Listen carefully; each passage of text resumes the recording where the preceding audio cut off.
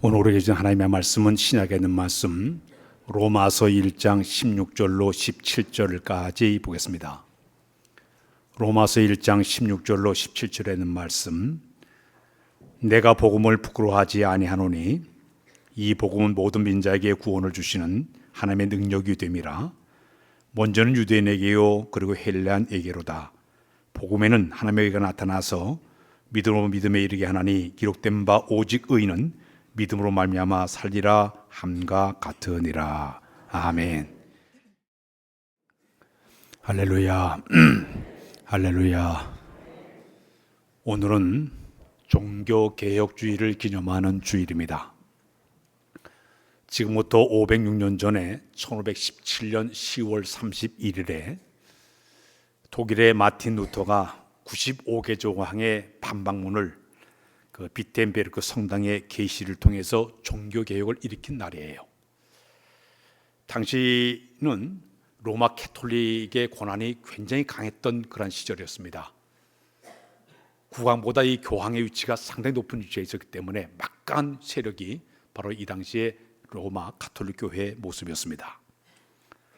근데 이 마틴 루터가 새로운 신교인 기독교를 갖다가 새롭게 탄생시킨 그날을 기념하는 날이 바로 오늘 주일의 하나의 모습이라고 볼 수가 있는데요.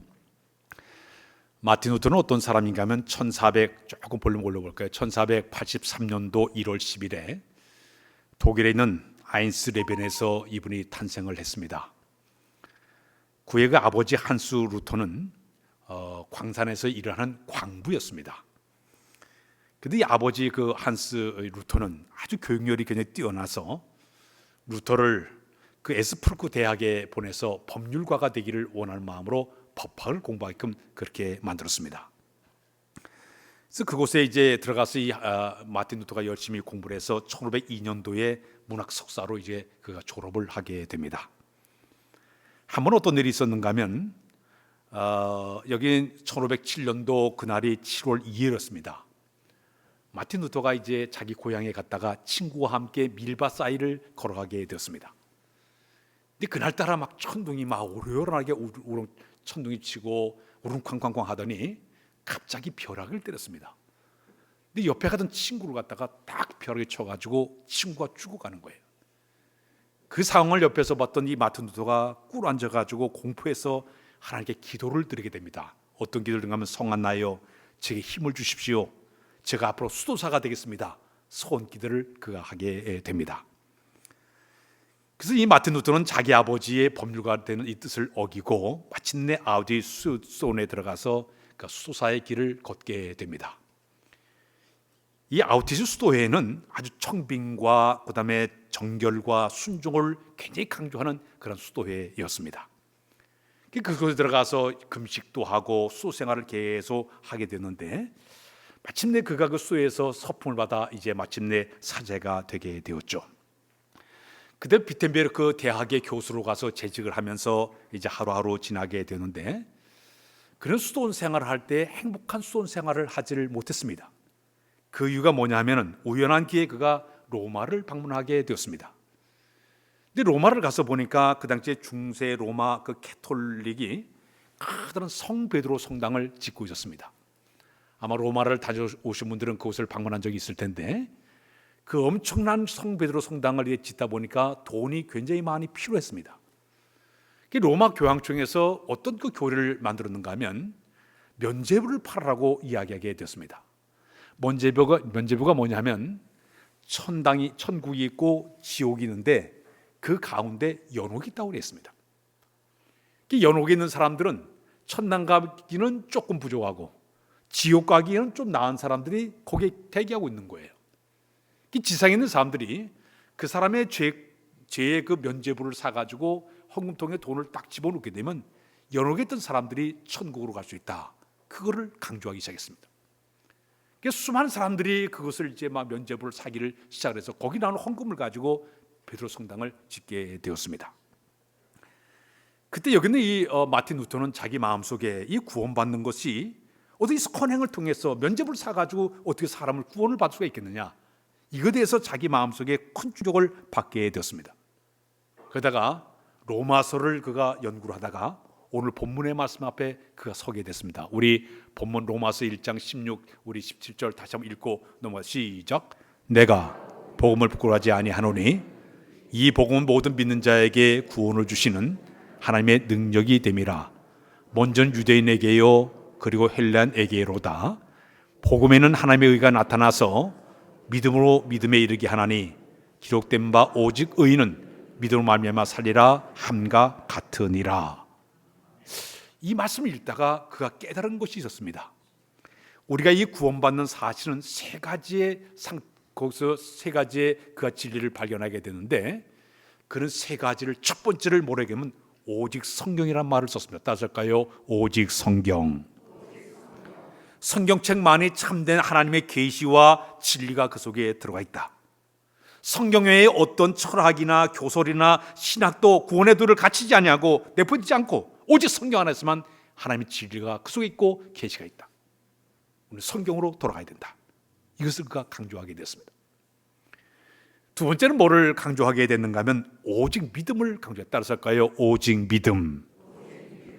우리가 구원받는 것은 믿음을 통해서 우리가 구원받는 것이지 어떤 자세나 역량에 의해서 의인이 되는 것이 아니라 하나님의 은총에 의해서 믿음을 통해서만이 우리가 의인이 되어지고 구원받을 수가 있다. 오직 그런 믿음을 갖다 강조하기 시작했습니다. 세 번째 그가 강조한 게 있습니다. 오직 은혜를 강조했다. 따라서일까요? 오직 은혜. 우리 인간은 저쪽으로 다 타락을 해서 인간의 힘을 가진 도저히 하나님 앞에 나갈 만한 공로가 없어요. 죄인이 구할 만한 길이 없습니다. 그러나 우리 인간이 할 수 있는 가장 큰 것은 뭐냐면 구원에 이르기까지는 다만 부족하면 하나님의 은혜가 주어져야만이, 하나님이 그 영혼을 사랑하사 은혜를 주어줘야만이 그가 구원을 받을 수 있다. 오직 은혜를 그가 강조하게 되었습니다. 오직 성경, 오직 믿음, 오직 은혜. 그러면서 이것을 갖다가 쫙 써가지고 95개 조항을 전부 일일이 써가지고 비텐베르크 성당에 갖다 딱 붙였습니다. 난리가 났습니다. 이 당시의 로마 캐톨릭 교회는 큰 바위과도 똑같은 모습이고, 이 마틴 루터의 한마디의 그 이야기는 마치 바위를 계란으로 치는 것과 똑같은 그런 상태였습니다. 마침내 카톨릭 의회에서 여기 있는 그 마틴 루터를 볼음스 그 청문회에 그를 소환했습니다. 당장 와서 이야기하라 그랬습니다. 그 볼음스 이 회의는 얼마나 막강한 힘을 가지고 있었는가 하면, 그로부터 100년 전에 저 체코슬로바키아 후스라는 사람이 잘못된 판결을 받아서 화형을 당한 적이 있었던 그때가 있었습니다. 그러니까 이 마틴 루터도 거기 끌려가게 되면 사형받을 수밖에 없는 그런 상황이에요. 그래서 이 마틴 루터에게 하는 얘기가 앞으로 60일, 2달 동안에 내 주장을 처리하지 않게 되면 너를 파문시켜 버리겠다. 그 얘기가 떠지게 되니까 동료들, 친구들이 와가지고 만류했습니다. 그때 마틴 루터가 이런 얘기를 했습니다. 주님의 포도밭에 멧돼지 한 마리가 날뛰고 있다. 보름스 기와장 밑에 있는 악마들이 훨씬 많다 하더라도 나는 기필코 가겠다. 난 순교를 각오했다고 얘기하게 됩니다. 마틴 루터는 한 얘기가, 나는 내가 인용한 성경 말씀에 사로잡혀 있고 나의 양심이 하나님 말씀에 의해 사로잡혀 있기 때문에 나는 그걸 처리할 수도 없거니와 처리할 마음이 전혀 없다. 하나님이여, 내가 여기 서 있으니 나를 받아달라고 그 하나님께 기도를 하게 되죠. 그가 이제 찬송을 하나 만들어냈습니다. 이제 우리가 요 설교 끝나고 다음에 부를 찬송에, 내 주는 강한 성이요 방패와 병기 되시니 큰 환난에서 우리를 구하여 내시리로다. 그 찬양을 탁 하면서 나가게 됐습니다. 마침내 회의에서 결정이 나게 되었습니다. 이제 마침 사형을 받게 되었습니다. 그리고 그가 쓴 책, 모든 책이 다 금서가 되고 말았습니다. 근데 그가 쓴 책들, 그가 쓴 95개 정항의 이 모든 내용들이 독일 사람들에게 서서히 알려지기를 시작을 했습니다. 그러자 면죄부를 샀던 사람들이 면죄부가 서서히 줄어들기를 시작을 했습니다. 그리고 독일 왕자들이, 수많은 사람들이 열심히 마틴 루터를 옹호하고 지지하기를 시작을 했습니다. 그러다 보니까 이 교황 중에서 이를 사용시키지 못하고 간신히 그를 갖다 이제 쫓아내버렸습니다. 마침내 그는 은고 생활을 하게 됩니다. 숨어서 그가 생활하게 됩니다. 그는 이제 은거 생활하면서 신약 성경의 말씀을 성경 말씀을 갖다 라틴어로 됐던 모든 것을 그가 독일어로 번역하기를 시작을 하면서, 이 당시에는 많은 이 성도들은 성경을 읽지를 못했어요. 라틴어로 성경만 읽고 있었고 사제들만 성경을 읽었는데 평소도 읽게끔 독일어로 다 번역을 해가지고 일반 사람들도 성경을 읽게 만들었습니다. 그러자 성도들이 성경을 보다 보니까 눈이 뜨기를 시작을 했습니다. 그런 다음에 1522년도에 그가 운동 생활을 마치고 다시 비텐베크에 돌아와서 서서히 이제 그로 말미암아 교회들이 세워지기를 시작을 했습니다. 기존에 낡고 모순된 모든 규칙이 다 깨지면서 새로운 규칙을 만들어가기를 시작을 했습니다. 교황청의 권력과 부를 다 깨뜨려버리고, 그리고 또 면죄 판매하는 것을 다 없애버리고, 성물 숭배하는 사상을 다 버리게 만들고, 영적 권위에 대한 새로운 계획을 짜가지고 그가 이제 이 개혁을 하기를 시작을 했습니다. 심지어 자기 자신도 성직자가 그 당시에 결혼을 금지한데도 불구하고 자기가 수녀와 결혼해서 6명의 자녀를 낳기도 했습니다. 이러면서부터 새로운 기독교가 탄생하게 되었습니다. 염두에 다는 교회가 바로 이 개신교회예요. 이 개신교는 바로 뭐냐면 개혁교회라고 얘기합니다. 영어로 얘기하면 리폼드 처치라는 말을 쓰고 있는데, 이 원래 이 뜻이 어떤 건 원래 상태로 돌아간다는 뜻을 가지고 있어요. 초대교회 상태로 돌아가는 모습이에요. 원래 그 상태로 돌아가야 된다. 카멜론처럼 시대 유행에 따라가지고 변하는 것이 아니라 원래 상태로 돌아가는 이 자체가 바로 개혁교회 안에 개혁교회 안에 기치가 바로 그런 모습이에요. 사랑하는 우리 기독교는 항상 이 변화와 개혁을 굉장히 지금까지 강조해 왔습니다. 변화가 무엇일까요? 제가 사전을 보니까 변화를 그렇게 표현했습니다. 세상에 존재하는 물체나 형상이나 성질이 완전히 달라지고 새롭게 되는 것을 갖다가 변화하고 얘기를 합니다. 그러나 이 개혁은 달라요. 개혁은 급진적이나 본질적으로 변화시키는 것이 아니라 점진적으로 변해가면서부터 고쳐나가는 것을 갖다가 개혁이라고 사용을 하고 있습니다. 이 교회 내에 많은 사람들이 변화를 얘기하고 개혁을 얘기했지만, 하나는 금방 모든 것이 완전히 변된 사람이 있는 반면에 어떤 사람은 서서히 점점 변화된 사람들의 모습들이 교회 속에 성도들 가운데 있다는 얘기입니다. 사랑하는 여러분, 성경상에 보면 하나님은 우리에게 날마다 모든 것이 변화되기를 원하고 있고 개혁되기를 원하고 있어요. 성경 말씀을 하나 보면 에베소 4장 22절로 24절을 먼저 읽고 시작. 너희는 유혹의 욕심을 따라 썩어져가는 그 습을 따른 옛사람을 벗어버리고 오직 너의 심령이 새롭게 되어 하나님을 따라 의와 진리의 거룩함으로 지으심을 받은 새 사람을 입어라. 또 성경이 있습니다. 고린도 후서 5장 17절 말씀 시작. 누구든지 그리스도 안에 있으면 새로운 피조물이라. 이전 것은 지나갔으니 보라 새 것이 되었도다. 이렇게 교회 안에서는 많은 변화를 요구하고 있고 개혁되기를 원하고 있어요. 자신이 변화되고 교회도 변화되고 세상이 변화되고 모든 걸 다 변하기를 원하는 것을 교회가 원하고 있습니다. 그러나 아무리 변화와 개혁을 이야기한다 하더라도 많은 사람들이 호응하지를 않아요. 또 변화되기를 싫어하고 있어요. 그러나 이 변화의 모든 역사의 흐름을 보게 되면, 성경이나 교회 역사를 보게 되면 인격적으로 주님과의 만남, 하나님과의 진정 만남이 없이는 불가능하다. 이것을 우리 깨닫게 됩니다. 나중에 하나님과의 인격적인 만남, 이거 없이는 우리가 변화되기 어렵습니다. 교회 역사 가운데 유명한 성 어거스틴이라는 분이 계십니다. 이분은 젊은 시절에 아주 방탕한 삶을 살게 되었죠. 16살 때 되던 해에 그는 마니교라는 이단에 빠져서, 그는 이제 성적으로 타락해서 자식도 낳고 아주 이렇게 타락된 인생을 그가 살게 됩니다. 그러다가 32살에 밀라노에서 암브로시우스 감독에 의해서 그가 회심을 하게 됩니다. 변화를 받아요. 그 후에 그는 완전히 이제 거기 성경을 보고 기도를 하고 그러가 삶을 애를 쓰면서 열심히 그가 변화된 삶을 살게 되었습니다.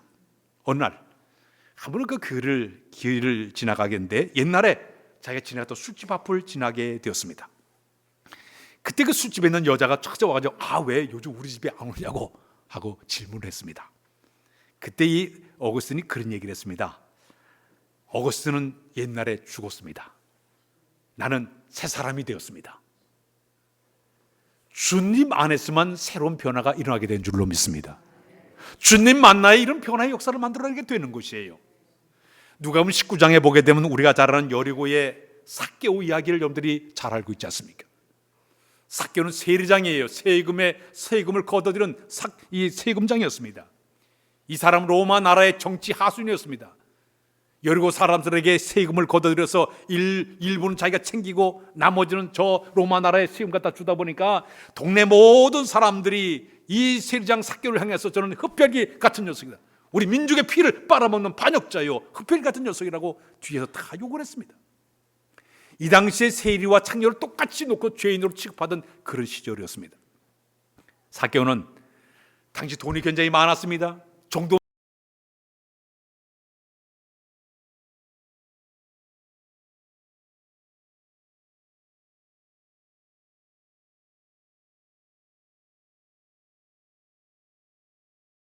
예수님은 죄인들의 친구된다는 얘기를 들었어요. 내가 그 예수를 한번 만나봐야겠다, 그런 마음을 품게 되죠. 근데 어느 날 소문이 들려오기를 자기 그 여리고 동네에 예수님이 오신다는 소문을 듣게 됩니다. 삭개오는 그 예수를 만나기 위해서 쫓아나갔습니다. 온 사람들이 얼른 빽빽하게 많지 사람들이 꽉 운집해 있었습니다. 자기는 키가 너무 작아가지고 주는 볼 낯이 없어가지고 나무 위로, 뽕나무 위로 올라갔습니다. 올라 앉아가지고 이렇게 주님을 바라보고 있는데 우리 예수님께 여리송에 뜩 들어오시면서 그 수많은 사람들인데도 불구하고 삭개오에게만 이렇게 했지만, 삭개오야 내려오너라, 오늘 내가 네 집에 가서 하룻밤을 자야 되겠다 그랬습니다.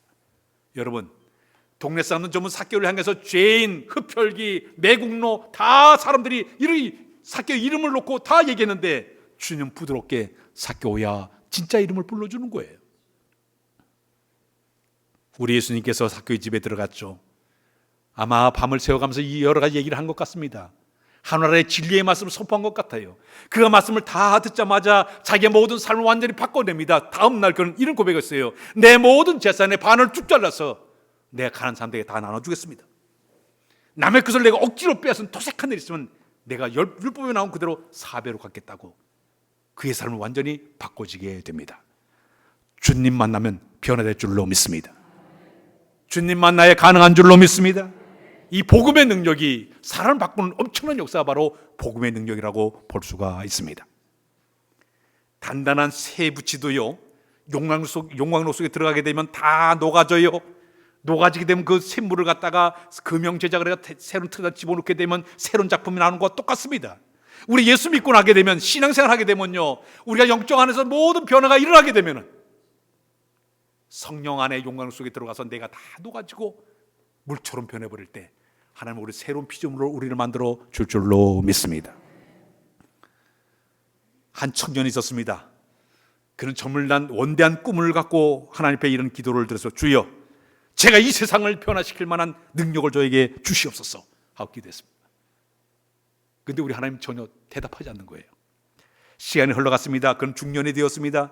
기도를 이렇게, 주여, 세상을 변화시켜, 그러니까 우리 가정을 변화시켜 주옵소서. 그래도 하나님은 응답하지 않았어요. 어느 세월이 그가 이제 노인이 되었습니다. 기도 내용이 바뀌게 되었습니다. 주여, 저 자신이라도 변화시킬 만한 능력을 주십시오.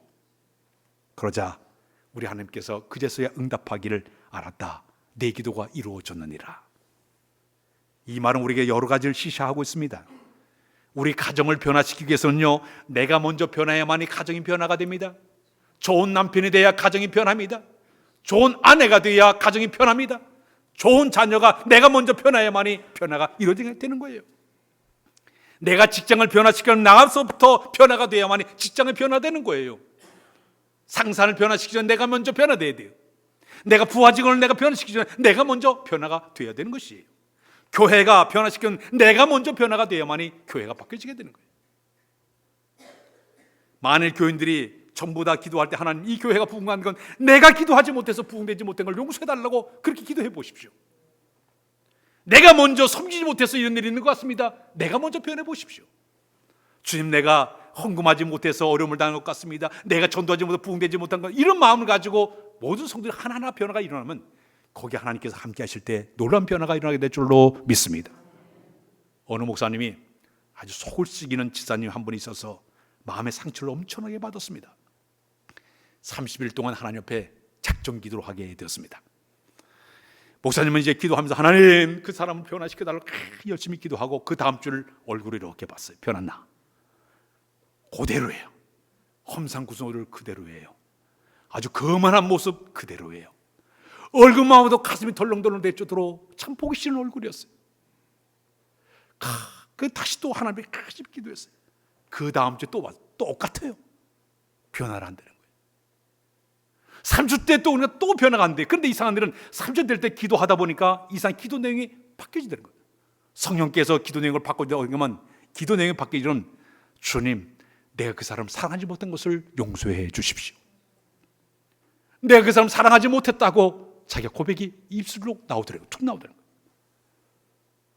그러면서 서서히 자기 마음이 변화가 일어나길 시작하더래요. 30일째는 자기 자신이 변화되니까 그 사람이 쓱 보니까 변화가 되더라고요. 변화는 나서부터 변화가 되어야 될 줄로 믿습니다. 지금까지 성경의 역사나 교회 역사를 보게 되면 하나님은 변화된 사람을 통해서 하나님의 크신 역사를 만드는 것이 바로 하나님의 방법이었습니다.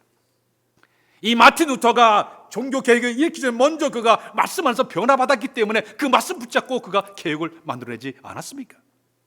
사도 바울 한 사람이 다메섹에서 주님과의 진정한 만남을 통해 변화받아서 세계 선교 역사를 이뤄가지 않았습니까? 무슨 한 사람이 변화를 만들어내서 그 사람이 위대한 신학자를 만들어서 신학자가 돼서 신학의 기초를 그가 세우지 않았습니까? 이렇게 한 사람의 변화가 이런 엄청난 결과를 가져오게 되는 것이죠. 우리 사람들은요 잘 변하지 않습니다. 이미 태어날 때부터 부모로부터 물려받은 이 기질을 변하기 어려워요. 자기가 갖고 있는 독특한 특성 변하기 어렵습니다. 혈액형에 따른 특징 변하기 어려워요.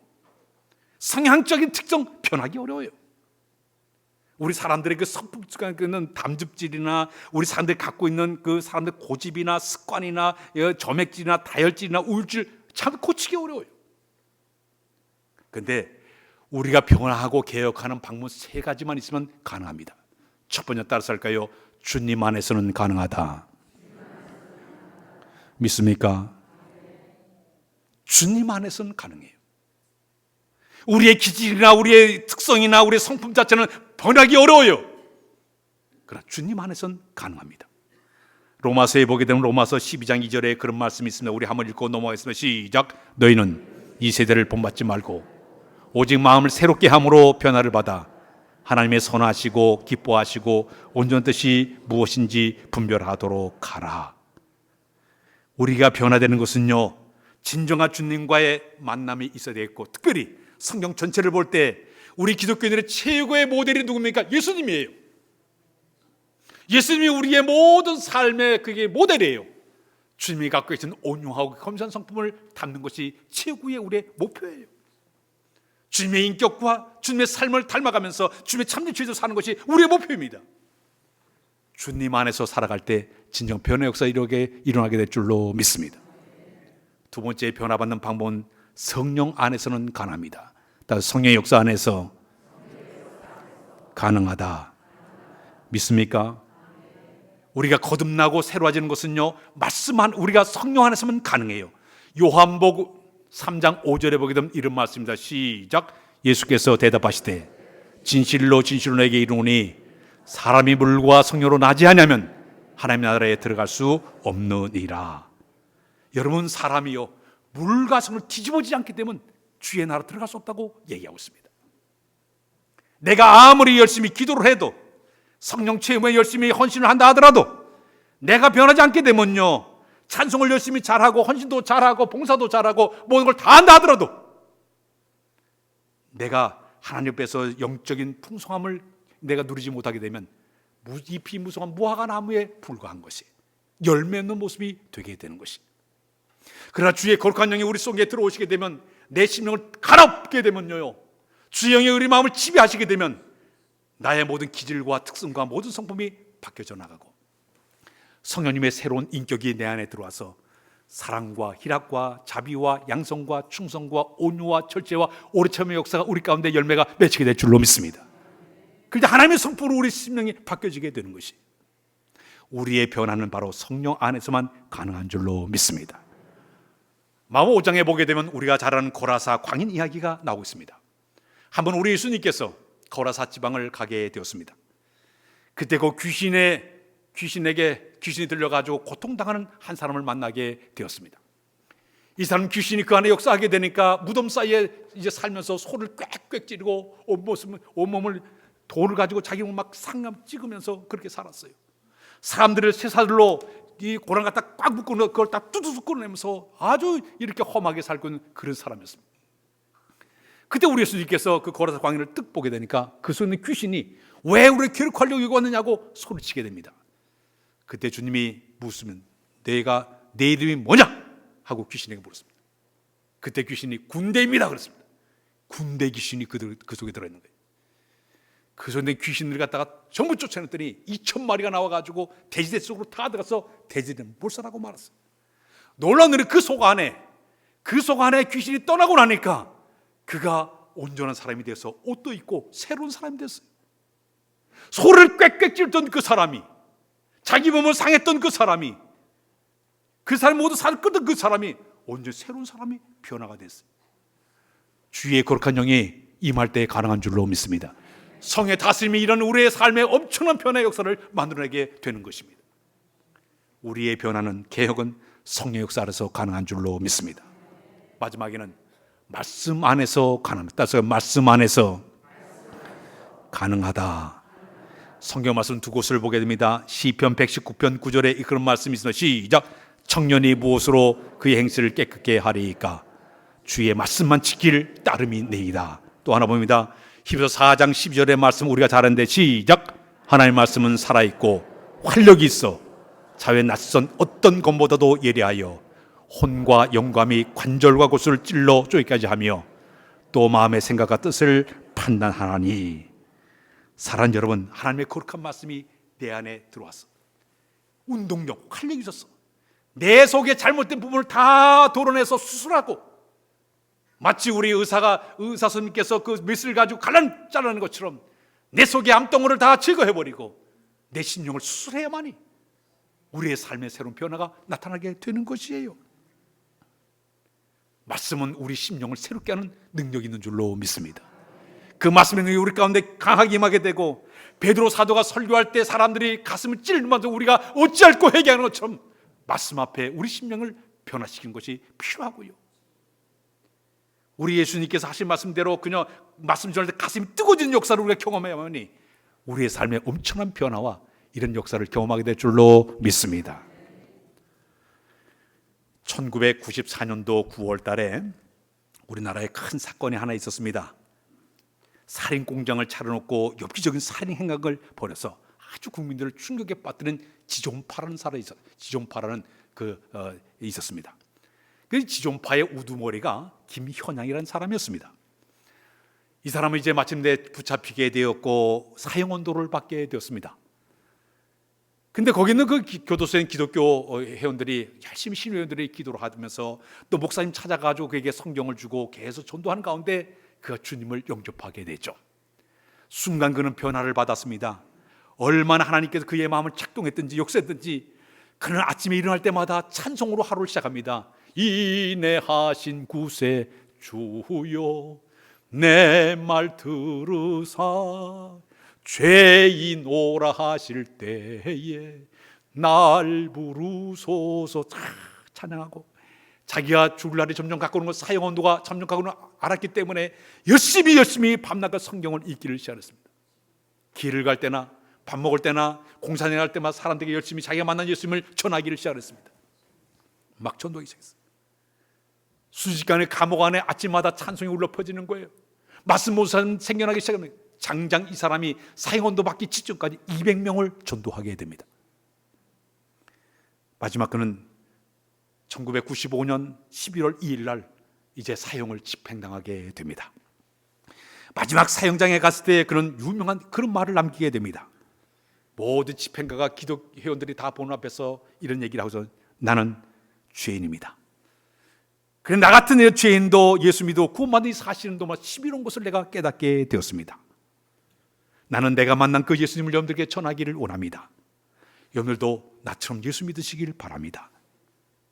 내가 지금 세상을 먼저 떠나지만은 저 하늘에서 여러분 예수 믿게 되면 다시 만날 그날이 돌아올 것입니다. 전도를 했습니다. 기독회원들이 전부 모여가지고 마지막 하늘 가는 밝은 길이 내 앞에 있으니 찬양하면서 기쁜 얼굴로 환한 얼굴로 그런 사형을 당했습니다. 그는 잠깐 동안 또 세상을 떠났지만 그의 그 복음의 전파가, 그가 행한 그 모든 전도가 그 속에는 모든 죄수들에게 복음이 증거되는 위대한 역사를 만드는 사람이 바로 이 우리가 잘 아는 김현영이라는 지존파 두목이었습니다. 주님 만나면 변화될 줄로 믿습니다. 성령 안에서만 가능한 줄로 믿습니다. 말씀이 이 속에 파고 들어와야만이 우리의 변화의 역사가 일어나게 되는 것입니다. 하나님의 것을 맺습니다. 어느 목사님이 교회에 처음으로 이제 부임하게 되었습니다. 첫날 설교를 하게 되었습니다. 아주 설교를 멋지게 놀랍게 아주 설교를 쫙 설교하자 온 교인들이 기뻐가지고 야 목사님 참 잘 모셨다고 야단 목사했습니다. 그 다음 주에 됐습니다. 또 목사님이 설교를 하는 거예요. 지난주에 했던 걸 똑같이 하는 거예요. 그 교인들이 교회를 꺼도 지난주 설교를 잊어버렸나? 바빠가지고 설교 준비를 못했는가 보다. 그렇게 생겼습니다. 3주째 됐습니다. 똑같은 설교를 또 하고 있는 거예요. 그 교인들이 아이고 목사님 잘못 모셨어. 왜 똑같은 설교를 이렇게 3주째 계속하고 있는 거야? 교인들이 실망하기를 시작했습니다. 그때 용감한 교인 하나가 목사님께 질문했어요. 목사님 언제 새로운 설교 하실래요? 하고 질문했습니다. 그때 목사님이 얘기했습니다. 당신이 그 말씀을 정말로 삶 속에 적용해서 새롭게 되면 내가 설교를 바꾸겠습니다. 그랬습니다. 그 한마디가 싹 사람들에게 퍼져나갔습니다. 설교한 내용이 변화되지 않는 모습을 보고 목사님 3번 설교했던 사실을 알고 교인들이 회개하기 시작합니다. 아무리 설교를 해도 그 설교가 울리는 깽가리가 울리게가 되고 천사의 말을 해도 받아보던 이 마음들을 회개하면서 눈물을 회개하면서 교회가 막 변화되기를 시작했습니다. 말씀이 우리 안에 들어와야 변화의 역사가 일어나게 될 줄로 믿습니다. 오늘 종교개혁주의를 맞이해서 우리의 변화와 개혁은 우리의 삶 속에서 시작이 돼야 됩니다. 나로부터 시작이 돼야 됩니다. 나 하나가 변화될 때 교회가 변화될 줄로 믿습니다. 이 큰 역사가 우리 교회인데 풍성해지시길 주의 이름으로 부탁드립니다. 아버지 하나님, 오늘 종교개혁주의를 맞이해서 변화와 개혁에 대해서 묵상하도록 은혜 주신 것을 감사합니다. 우리 스스로 돌아보게 하시며 바꾸어서 성령에서 변화받아 온전한 신앙의 삶을 사는 우리 모두로 인도하여 주옵소서.